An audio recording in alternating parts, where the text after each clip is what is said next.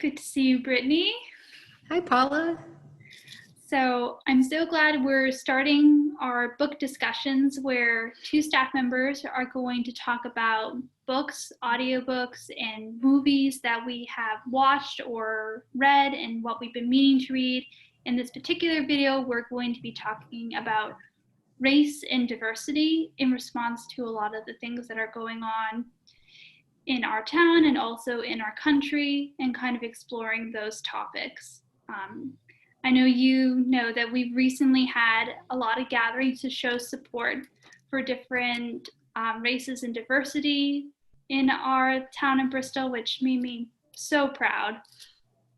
And I feel like this would be a great time to talk about some of the resources that we have here at the library. I know I've certainly got a lot of calls from patrons asking for materials, so I think this would be a great conversation to have.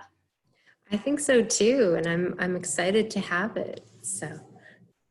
Excellent. So why don't we start at the very beginning and start talking about some children's books that talk about diversity and race.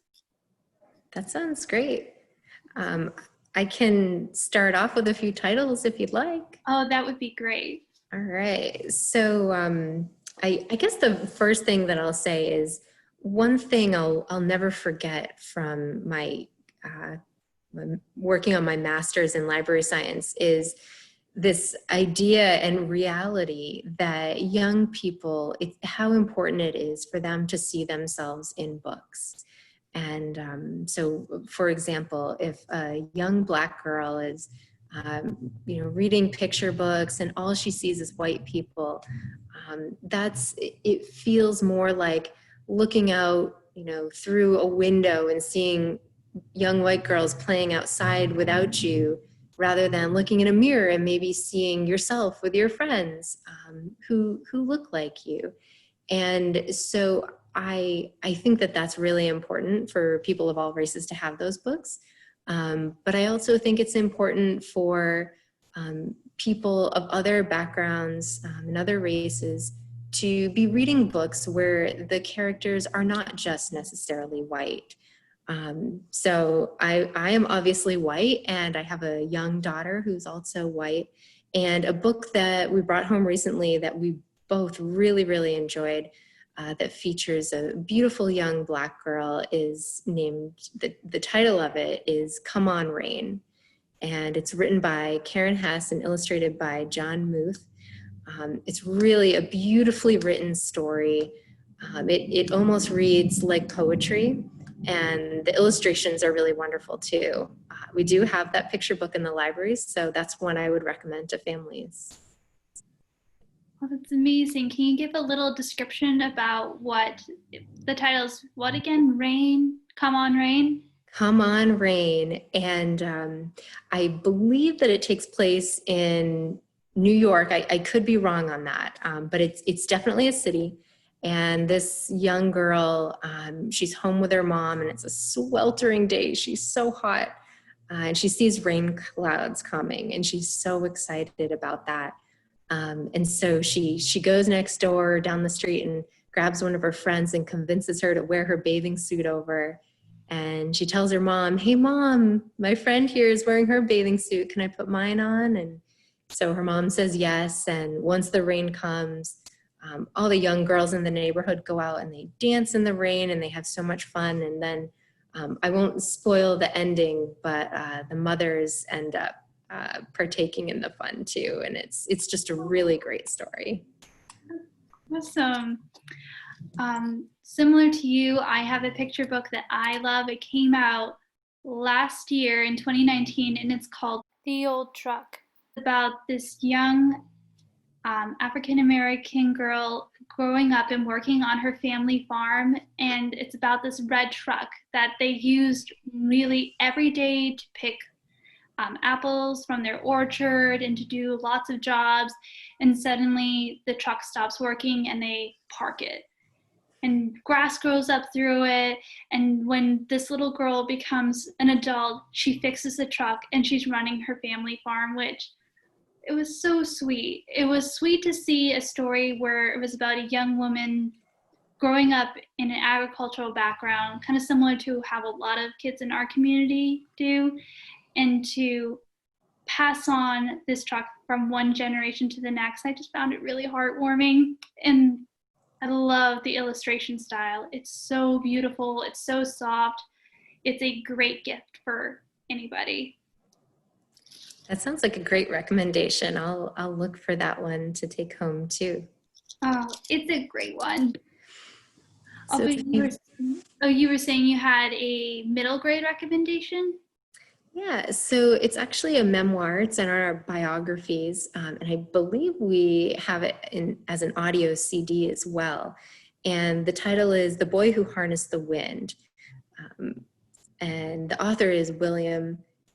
I hope I don't butcher his last name, Kimwamba.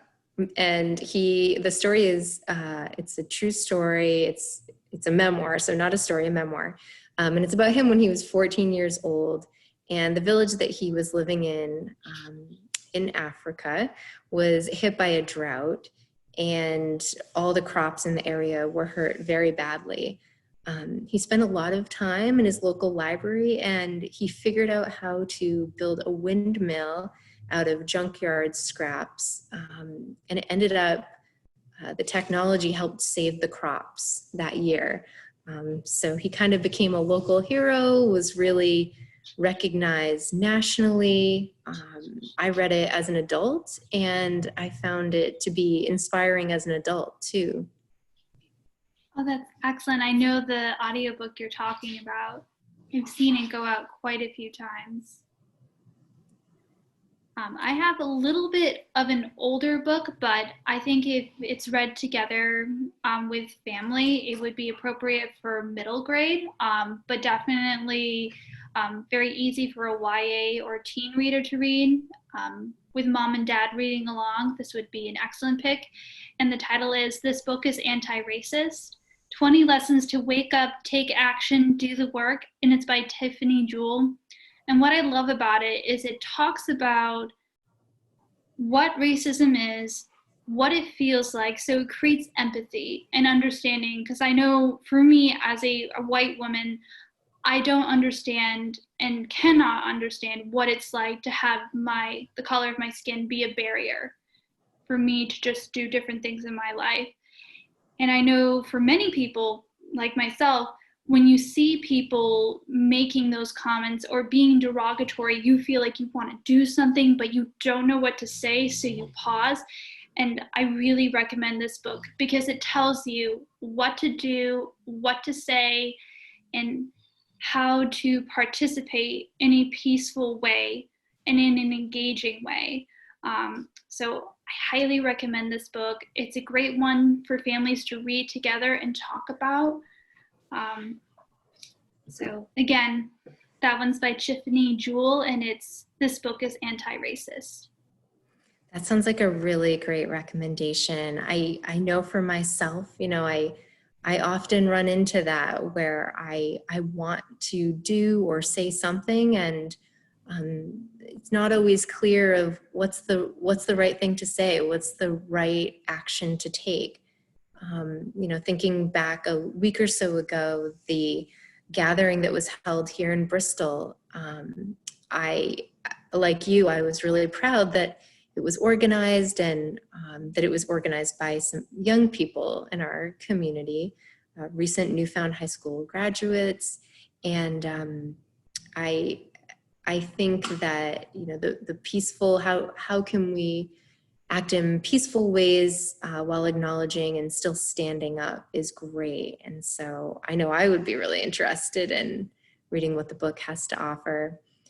Kind of along the same lines as that book, I'll make a recommendation of a book that probably a lot of other people have read, but I just read in the past couple of years, and that is The Hate U Give. So the story, it is fiction. It's a young adult book, and it is about a young Black woman, and there are a lot of different things to talk about that come up in the book. But one of the things related to what we were just talking about is microaggressions. And, you know, so often as a white person, as white people, we don't realize that some of the things we say are hurtful, and they are classified as microaggressions. You know, there's a scene in the book that will always stick with me, and when reading it, it was very obvious that this was an inappropriate thing for the character to say, but I think it does, it provides a nice example of a microaggression. And what had happened was the students were in school, and the young Black woman was playing basketball, and I think she was sort of falling behind in the game. And her white friend, who was sitting in the stands, had yelled out something about eating chicken. And she was referring to a comment that her friend had made earlier on. And her friend, who was playing the game, became very, very upset.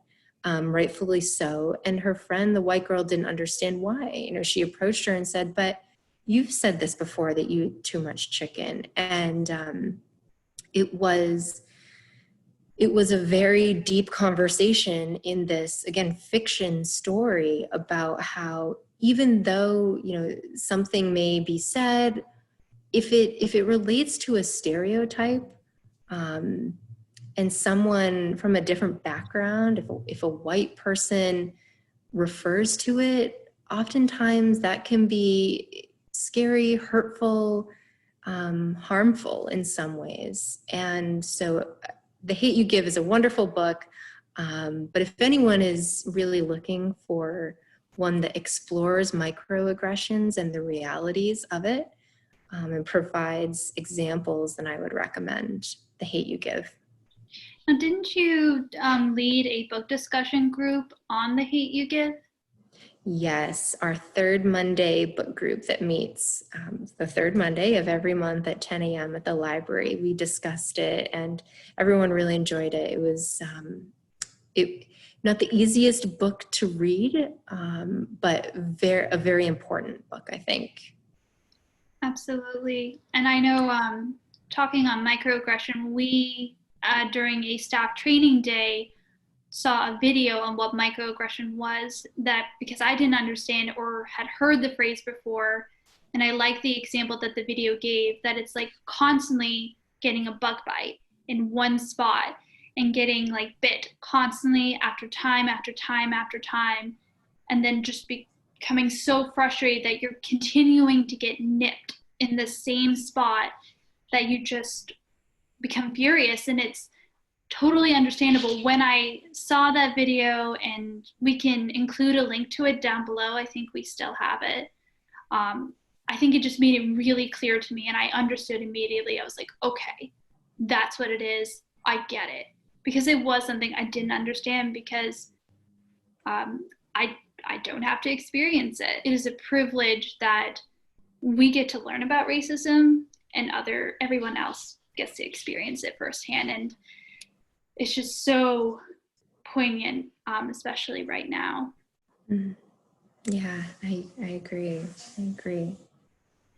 So to continue on our YA picks, I will also offer another YA nonfiction. It's called How to Be Less Stupid About Race, Racism, and White Supremacy and the Racial Divide. What I like about this particular YA novel is it does talk about white privilege, because I think, like a lot of people, when I first started learning about this, I thought, well, I've had struggles and I've had difficulties. You know, my life hasn't been easy just because I'm white. But through reading this particular book and really learning about what white privilege means, I have a much better understanding. Like for me, if I ask for help, or like this happened to me a few weeks ago, or a few months ago before COVID happened, I went to a gas station and I left my wallet at home and I had no gas. And I felt completely comfortable just going up to the cash register and just saying, like, I'm out of gas money. Do you guys take checks? And they said no. And they said, don't worry about it. We'll just give you money and just fill up $20 worth. And I think about that moment now of like, would they have said that if I was not white? And I'm not sure. Um, so it's just something you don't think about until you think about those moments when you were asking for something, because it's, I know for me it's really hard to talk about. I don't know if that's what you experienced, Brittany, being white, but it is still hard to talk about. And I think having this resource and having this dialogue with you is a good first step. I 100% agree with that. I think it is really hard to talk about. Like we said at the beginning, you know, sometimes we just don't know the right words or phrases or where to start the conversation. And I think this has been good. I just wanted to also say, you know, you told your story about the gas station and kind of, you know, being thoughtful about privilege, white privilege. Something I came across just recently in the past couple of weeks, I think it was floating around online, was that when I think it was a story of, you know, a young Black girl goes to her friend's house and she falls down and gets a scrape on her knee. And all the mother wants is for the Band-Aids that are available to be the color of her daughter's skin. And I had never thought about the fact that, you know, Band-Aids are meant to match this color skin of white people.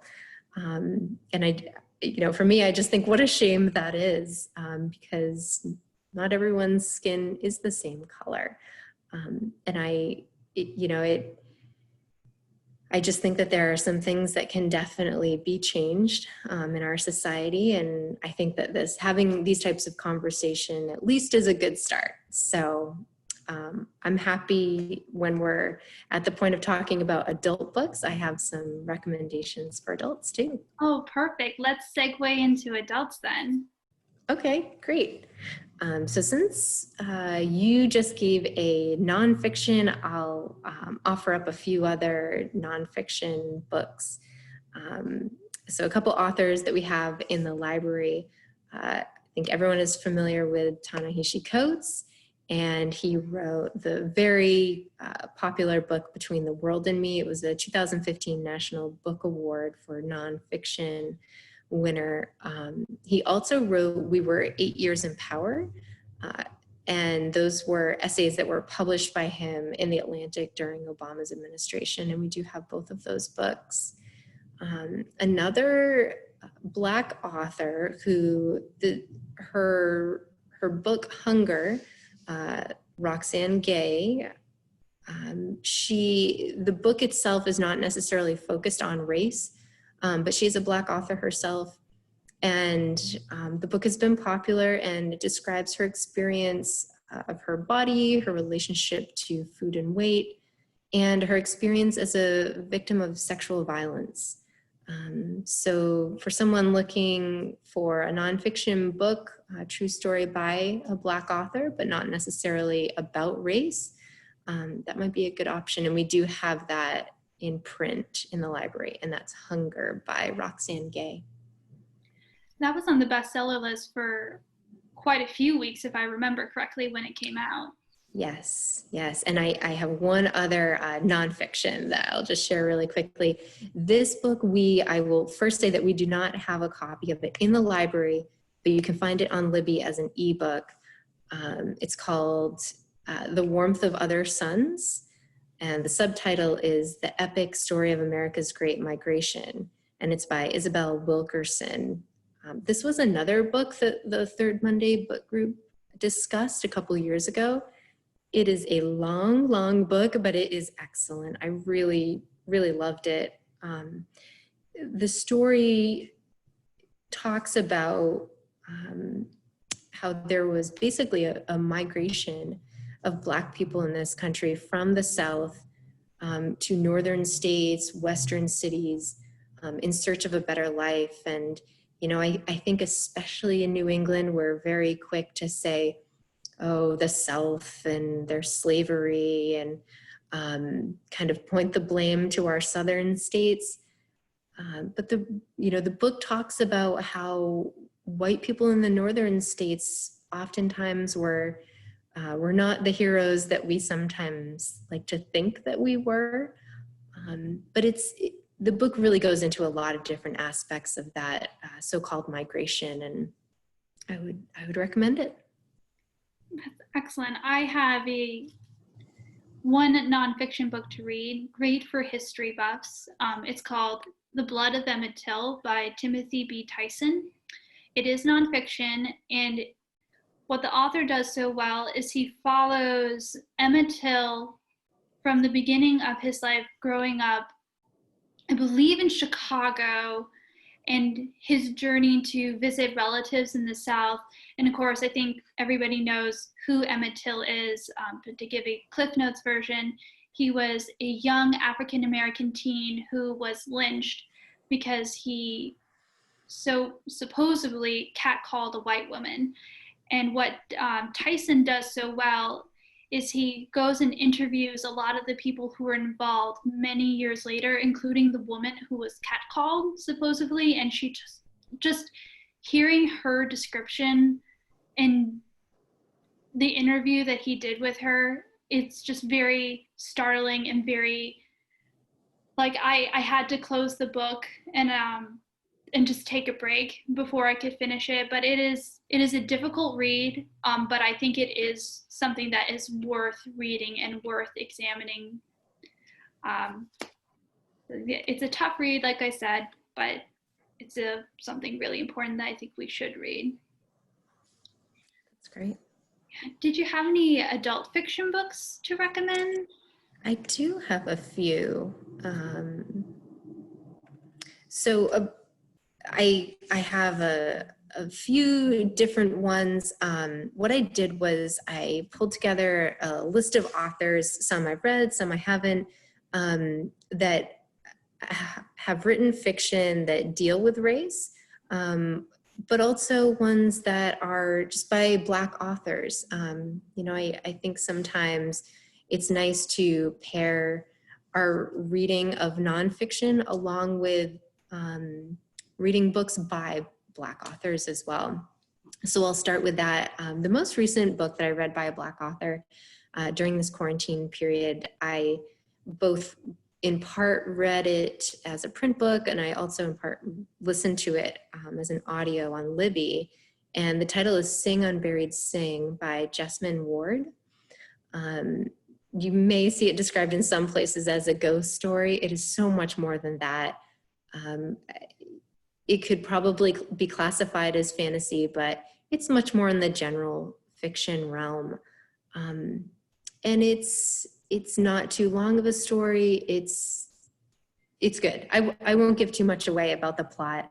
It's sort of a complicated story, but it involves family and things that happen to that family. And I would recommend it. A couple other ones that do deal with race. I'm sure some people have read both of these books, The Underground Railroad and Nickel Yes.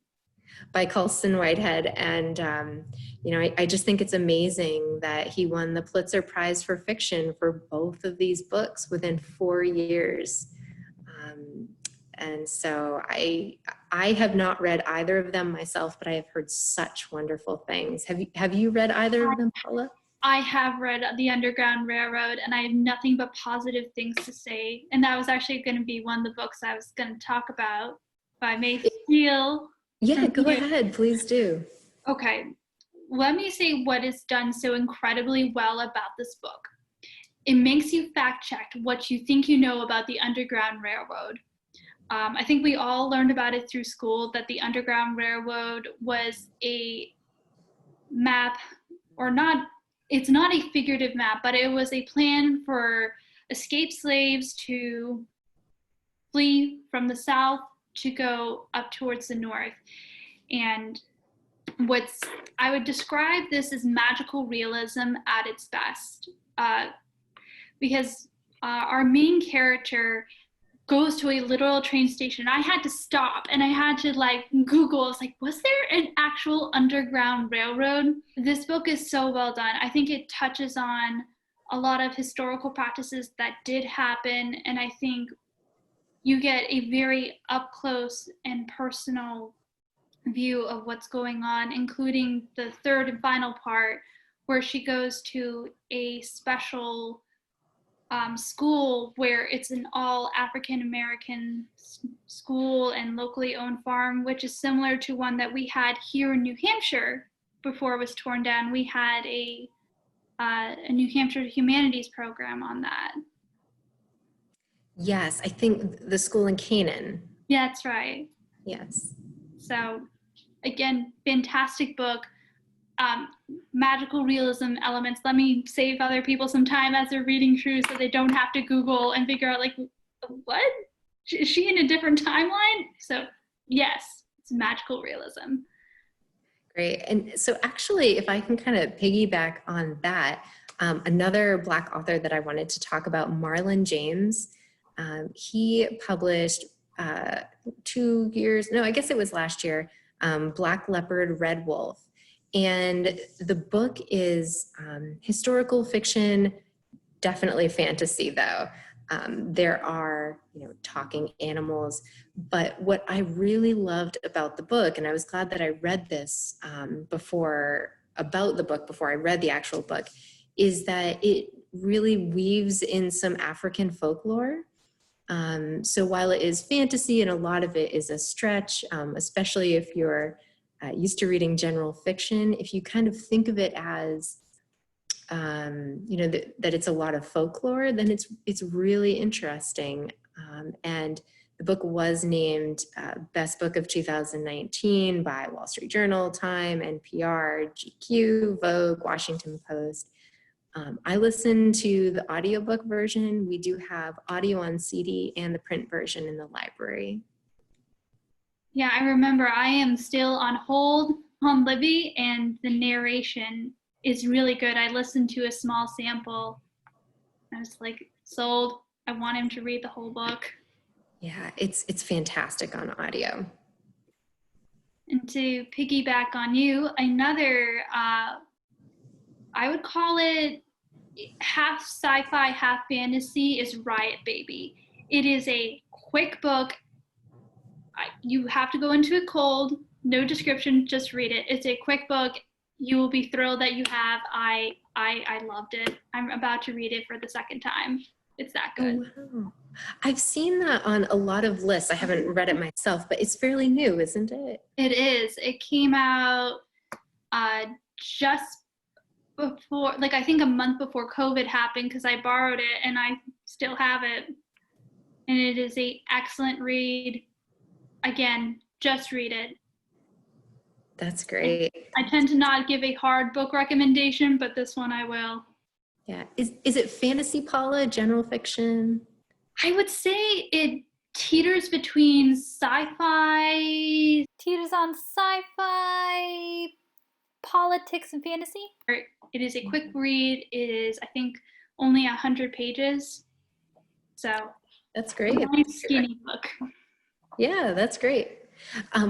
I had just one other book related to fantasy and science fiction that I'll throw out there. And again, I haven't read this one myself, but I've heard amazing things and it's won some awards. N.K. Jemisin's Fifth Season. It's a 3-part series. The first book is titled Fifth Season. It won the Hugo Award for Best Novel, I believe, 2 or 3 years ago. We do have the whole series in the library, and she has a new book coming out this summer, which we will be getting.